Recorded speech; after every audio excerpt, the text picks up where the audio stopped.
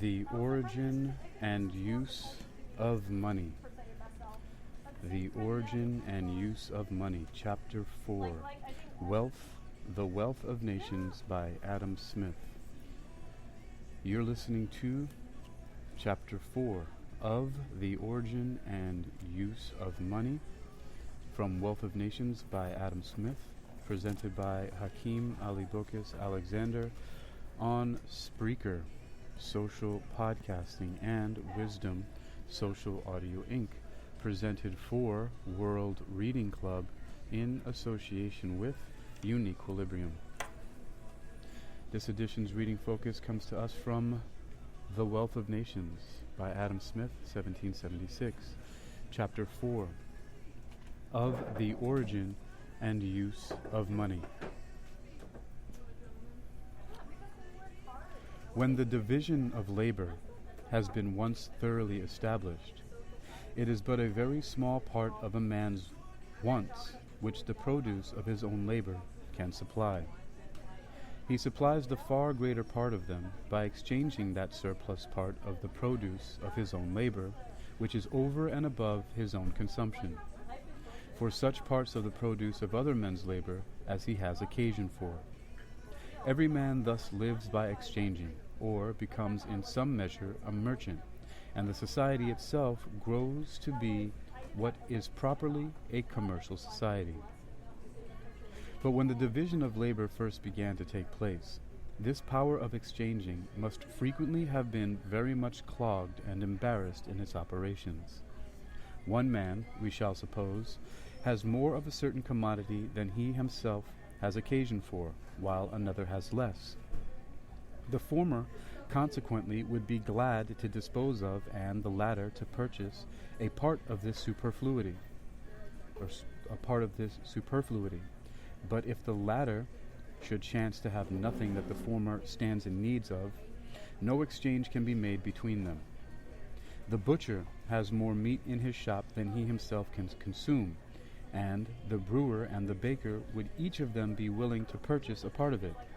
But they have nothing to offer in exchange, except the different productions of their respective trades, and the butcher is already provided with all the bread and beer which he has immediate occasion for.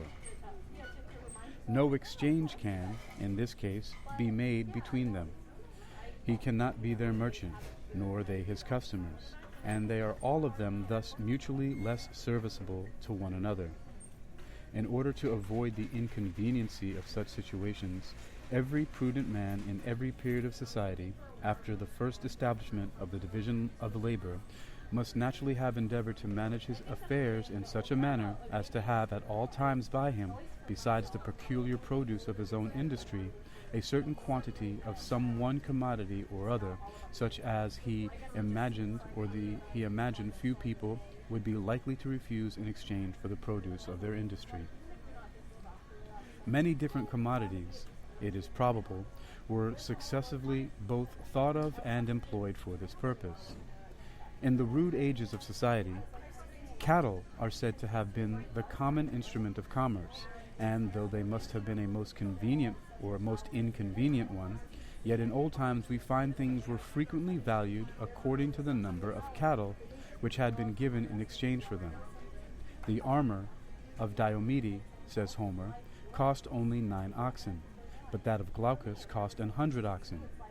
Salt is said to be the common instrument of commerce and exchanges in Abyssinia, a species of shells in some parts of the coast of India, dried cod at Newfoundland, tobacco in Virginia, sugar in some of our West India colonies, hides or dressed leather in some other countries, and there is at this day a village in Scotland where it is not uncommon, I am told, for a workman to carry nails instead of money to the baker's shop or alehouse. In all countries, however, men seem at last to have been determined by irresistible reasons to give the preference for this employment to metals above every other commodity.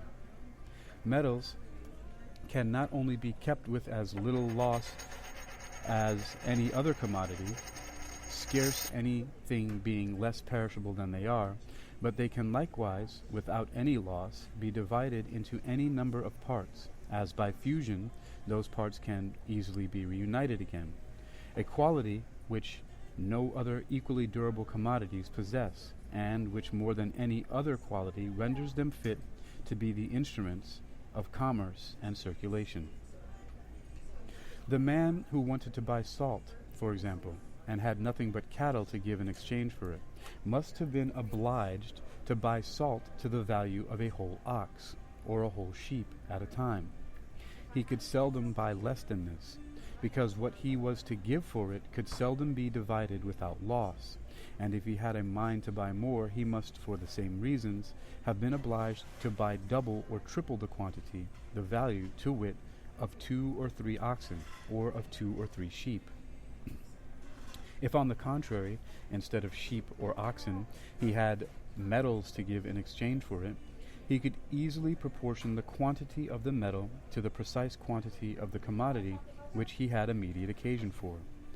Different metals have been made use of by different nations for this purpose.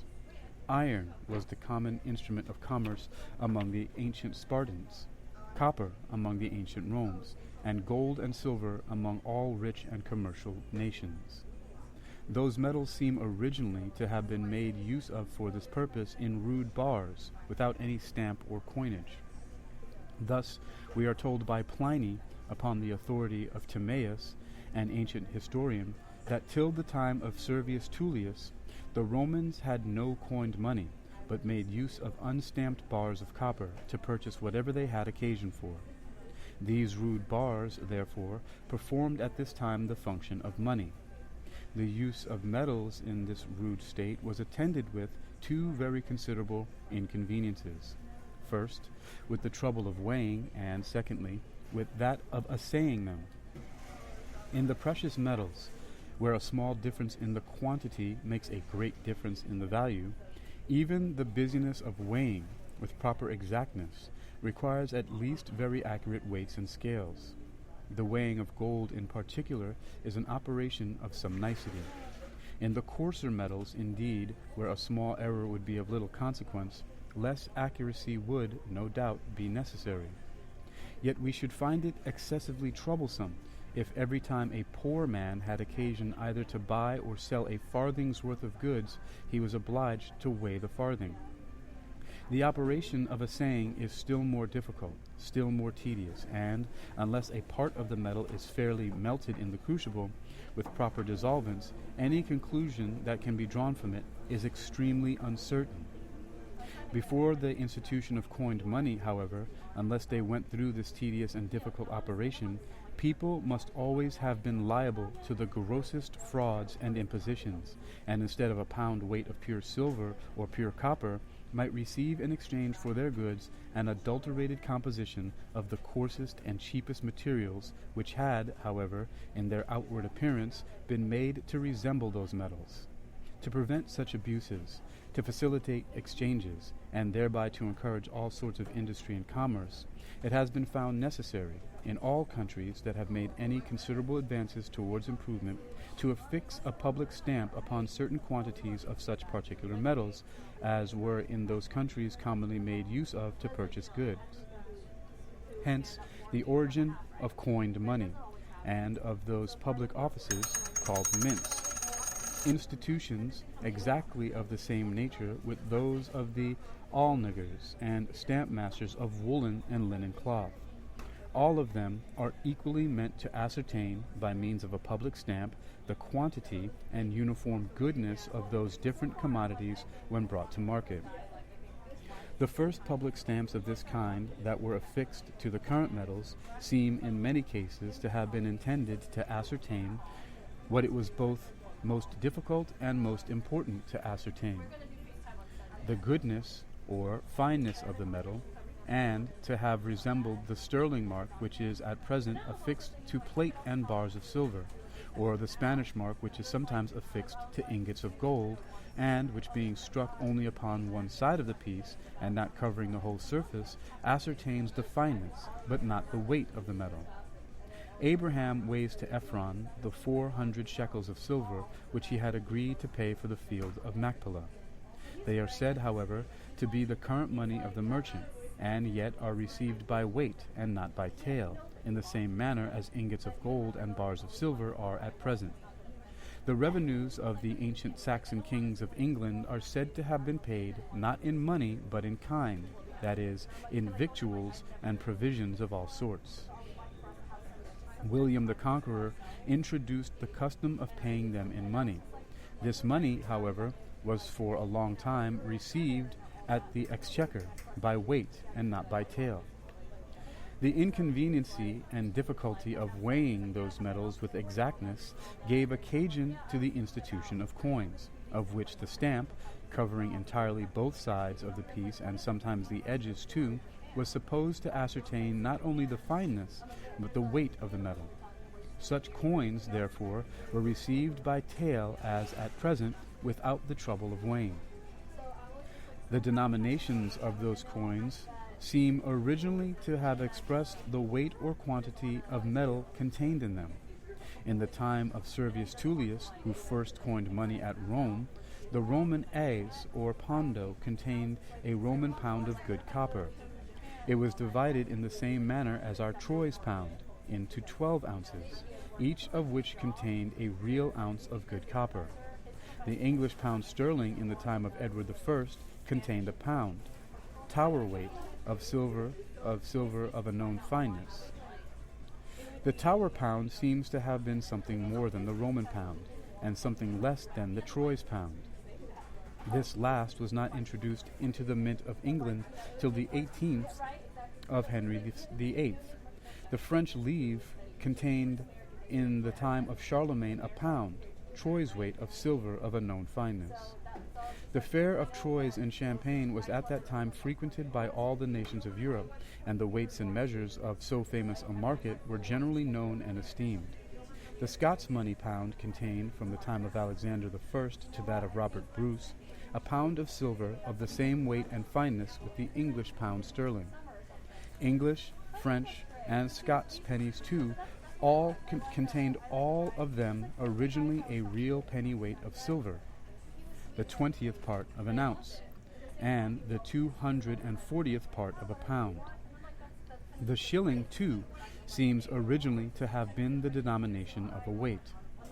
When wheat is at 12 shillings the quarter, says an ancient statute of Henry III, then wastel bread of a farthing shall weigh 11 shillings and 4 pence. The proportion, however, between the shilling and either the penny on the one hand or the pound on the other seems not to have been so constant and uniform as that between the penny and the pound. During the first race of the kings of France, the French sou, or shilling, appears upon different occasions to have contained 5, 12, 20, and 40 pennies. Among the ancient Saxons, a shilling appears at one time to have contained only 5 pennies, and it is not improbable that it may have been as variable among them as among their neighbors, the ancient Franks. From the time of Charlemagne among the French, and from that of William the Conqueror among the English, the proportion between the pound, the shilling, and the penny seems to have been uniformly the same as at present, though the value of each has been very different. For in every country of the world, I believe, the avarice and injustice of princes and sovereign states, abusing the confidence of their subjects, have by degrees diminished the real quantity of metal which had been originally contained in their coins. The Roman as, in the latter ages of the Republic, was reduced to the 24th part of its original value, and, instead of weighing a pound, came to weigh only half an ounce. The English pound and penny contain at present day about a third only, the Scots pound and penny about a 36th, and the French pound and penny about a 66th part of their original value. By means of those operations, the princes and sovereign states which performed them were enabled, in appearance, to pay their debts and to fulfill their engagements with a smaller quantity of silver than would otherwise have been requisite. It was indeed in appearance only, for their creditors were really defrauded of a part of what was due to them. All other debtors in the state were allowed the same privilege, and might pay with the same nominal sum of the new and debased coin whatever they had borrowed in the old. Such operations, therefore, have always proved favorable to the debtor and ruinous to the creditor, and have sometimes produced a greater and more universal revolution in the fortunes of private persons than could have been occasioned by a very great public calamity. It is in this manner that money has become in all civilized nations the universal instrument of commerce, by the intervention of which goods of all kinds are bought and sold, or exchanged for one another. What are the rules which men naturally observe in exchanging them either for money or for one another? I shall now proceed to examine. These rules determine what may be called the relative or exchangeable value of goods. The word value, it is to be observed, has two different meanings, and sometimes expressed the utility of some particular object, and sometimes the power of purchasing other goods which the possession of that object conveys. The one may be called value in use, the other value in exchange. The things which have the greatest value in use have frequently little or no value in exchange, and on the contrary, those which have the greatest value in exchange have frequently little or no value in use. Nothing is more useful than water, but it will purchase scarce anything. Scarce anything can be had in exchange for it. A diamond, on the contrary, has scarce any value in use, but a very great quantity of other goods may frequently be had in exchange for it.